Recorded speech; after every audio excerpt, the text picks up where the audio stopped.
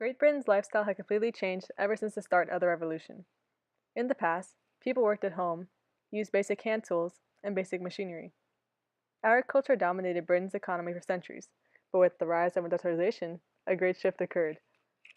Inventions like the spinning jenny by James Hargreaves and the steam engine by Thomas Avery were invented. But did you ever think about the ones who were doing the labor to build those machines? Or if they wished they weren't the ones put to work with such harsh work hours and little pay just to satisfy the demands of the government? I was one of those people who were forced into labor to help with industrialization.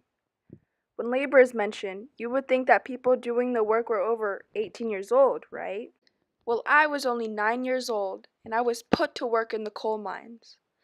I was one of many children who had to put up with the daily struggle of labor at such a young age. Labor was not only assigned to my father or my mother, but to me and my brother as well. I remember waking up one morning to pain in my knees and feet that I could barely walk, so my brother carried me on his back to the mines. However, that same day, we were at 5 minutes late, and I was beaten by the overlooker with a belt until my skin turned black and blue. This experience was a constant struggle in my life, but that wasn't all. I was only being paid 4 pennies for working up to 14 hours a day with dangerous machinery that could have killed me. Since I was a child, I was paid 5 times less than my father was for the same hours done. The government saw it was necessary to make us children work in the mines with our families so they could pay us less and we get more labor done. As children, we had 3 different jobs we could take: a trapper, a hurrier, or a getter.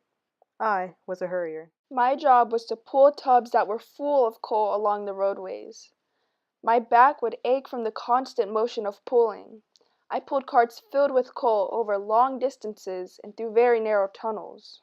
The carts weighed as much as 500 pounds, and I used chains attached to my waist to help me pull, or 2 older men would help by pushing the cart behind me. There were daily casualties from the coal mine conditions.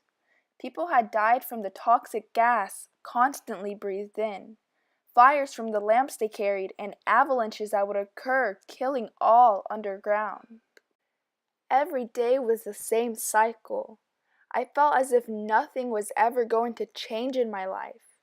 The same pattern of work and sleep, over and over again. Then, in August 1842, an act was passed called the Mines and Collieries Act that banned all women and children under 10 years old from working underground in the mines. I had never felt so free from my past life, as if I could do whatever I wanted without having to work. All my griefs were lifted, and I felt bad for the other kids who had received hope but were over the age limit. My brother was one of them. In my case, I was overcome with joy, but with the complications I faced from the coal mines, I couldn't exactly enjoy my life. Due to the toxic gas I used to breathe in daily in the mines, I found it harder to breathe now. The coal dust ruined my lungs as well as it did others. It was so common that the condition became known as the black lung disease. These complications greatly affected me, but I still tried to live to the fullest.